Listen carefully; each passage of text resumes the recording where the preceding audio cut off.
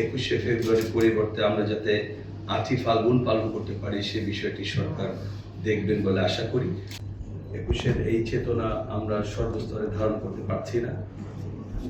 যেমন আমরা পালন করছি 21শে ফেব্রুয়ারি, আমরা জীবন দিলাম, রক্ত দিলাম ভাষার জন্য, বাংলা ভাষার জন্য।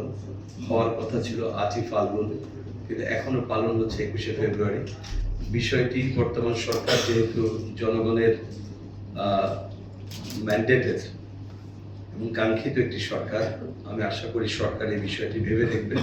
21শে ফেব্রুয়ারির পরিবর্তে আমরা যাতে 8ই ফাল্গুন পালন করতে পারি সে বিষয়টি সরকার দেখবেন বলে আশা করি। সর্বস্তরে বাংলা ভাষা চালুর যে ব্যবস্থা, যেটি আমরা হোসেন মোহাম্মদ এরশাদের আমলে দেখেছিলাম, সেটি প্রত্যেকটি সরকারের আমলে আমরা শুধু বক্তব্য শুনি, কিন্তু সর্বস্তরে বাংলা ভাষার প্রচলনের সেই ব্যবস্থা এখনো চালু হয়নি। আমরা চাই এটি চালু হয়ে যাক।